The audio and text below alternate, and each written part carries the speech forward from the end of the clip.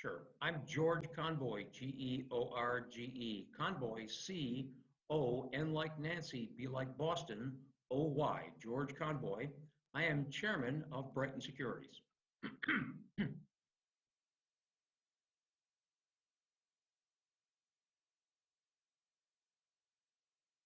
Sure. We're an investment firm. We're a financial firm. We were founded and have been headquartered in Rochester since 1969.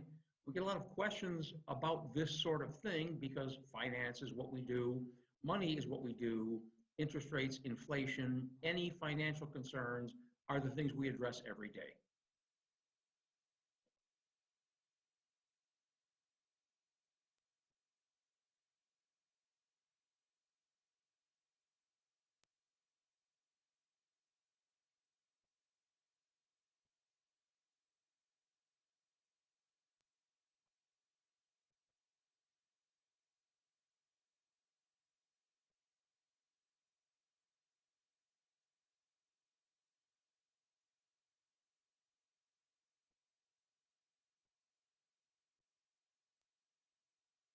It's a very mixed and challenging economy for this year's college graduates. Start that again, sorry. It's a very mixed and challenging economic environment that this year's graduates will enter. On the plus side, people dropping out of the workforce, partially due to the pandemic, may mean that recent college grads will have their pick of jobs because it's sort of a buyer's market for jobs right now. And if you're looking for a job, employers need help. And if you have skills and you present well, they'll pick you right up. On the other side, and where the challenge comes in, is as inflation has been rolling and may get worse, companies may look to tighten their belts. If so, it's often those entry-level jobs, those new hires, that they look to either cut loose or restrict the hiring of.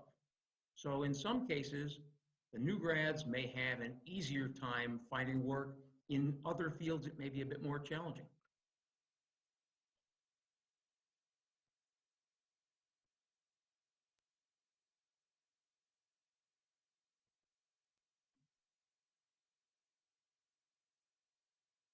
Yep. Healthcare grads, particularly nurses, are in big demand right now. Manufacturing companies, there's no remote work there. You'll go in and you'll help them make it. Engineering certainly continues in big demand, and engineering can be remote work. If you've graduated with an engineering or an IT degree from one of our local colleges, you probably already have a job, and if you don't, you'll have one soon.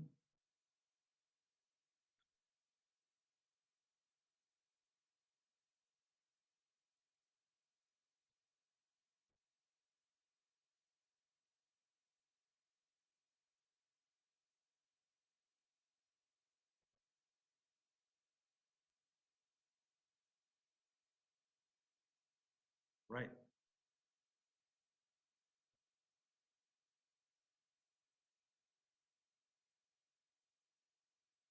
Inflation's first bite for recent graduates will generally show up either in rent or in trying to buy a car. Now, with rent, of course, landlords are paying more for mortgages, and the chances are pretty good that in a tight rental market, you may see rents rise and it may be harder to find a good place.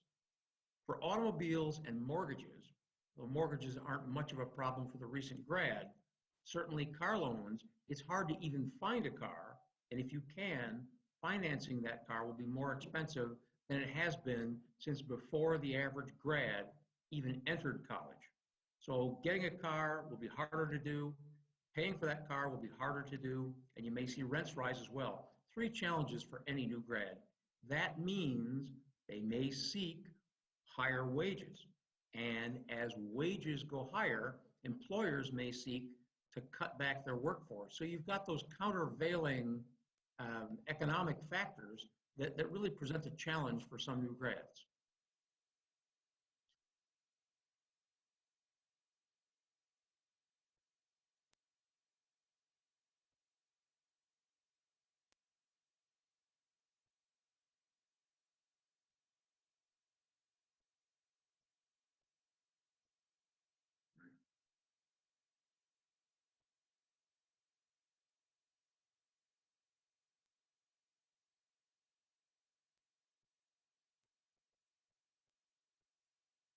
We get those questions all the time, and people say, should I pay down my mortgage? Should I pay down my credit card? Should I pay down my student loan? The answer to that question is almost invariably yes. You should pay on everything. You may not be able to afford to pay as much as you'd like, but even if you're paying $5 or $10 per month at your student loans, it's better than paying nothing, because you get into the habit of tackling debt early and not letting debt tackle you. From the jump, start making payments. Even though the federal government may have a loan hiatus where you don't have to pay, don't take that holiday. Pay a little bit every single time. It will be a lifelong habit that will help you get out of debt and stay out of debt and be much more financially set for life.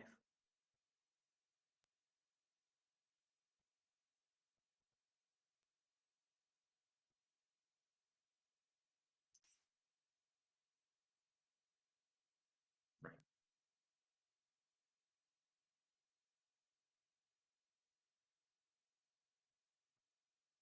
That's right. It's always better to control your debt than to let your debt control you. Even if you can't afford to make big payments, make some payment. And if you're making a regular payment, it's a habit you'll be in and you'll be in charge.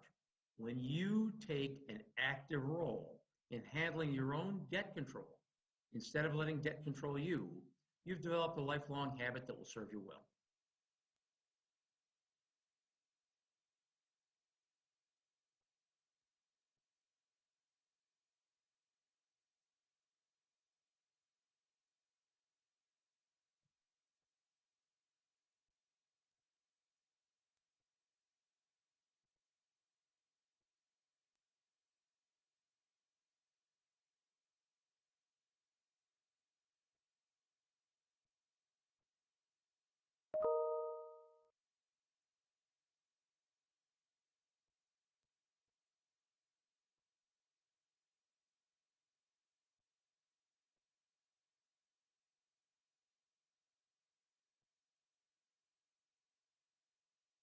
Two things to do when you get your first job. Number one, start building a rainy day fund. A savings account or some similar account like that is great to start putting a few dollars away so that if you have a problem with your car or some unexpected expense, you can handle it. The second thing to do is ask your employer about retirement plans available. 401k and 403b are the most common you'll hear about, and you can start making a contribution from your very first paycheck. It doesn't have to be a lot of money, and sometimes young people will decline to participate because people think, well, I don't need to worry about when I'm 60 or 65, I need to worry about next week. But if you contribute to your 401k, you'll have the ability to borrow against that whenever you need a little bit of extra money. So you're building your own bank. When you pay yourself first, in the long run, you come out ahead.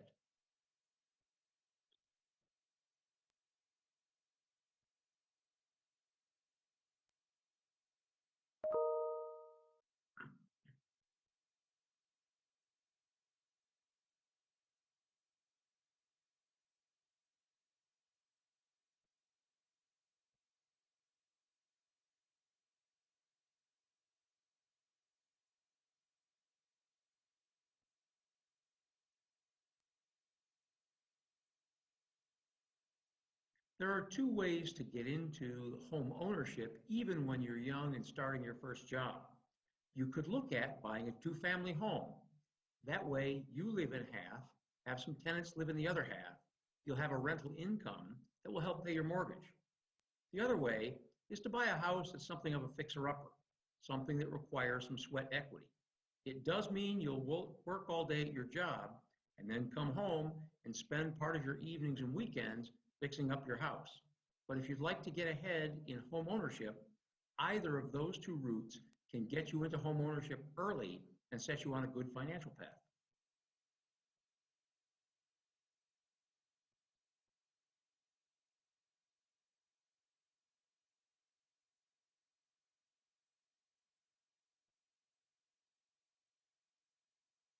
They're thinking about how to meet young women or young men. That's what they're thinking about. But you're giving them a good thought on another topic. You're clearly a good reporter because you've asked the right reporter's question, anything we didn't cover, but I think you covered it pretty well. You had a good series of questions there, Alex. I will tell you, although it's over 40 years ago since I graduated college, I bought a house in my senior year. It was a double house. I lived in the tiny apartment. I rented out the bigger apartment. I worked my ass off all the time, but it worked out okay over time. How long have you been with Channel 10?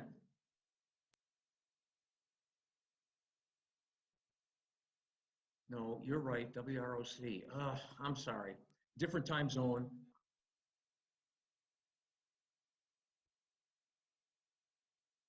Super. Oh, yeah. Well, now you're getting into the good part of it. Anyway, with summer, well, you know, if you've been here almost a year, that's great. Well, it's nice to meet you. I don't think we've done any work together, but anytime you have a question, I'm always available for you.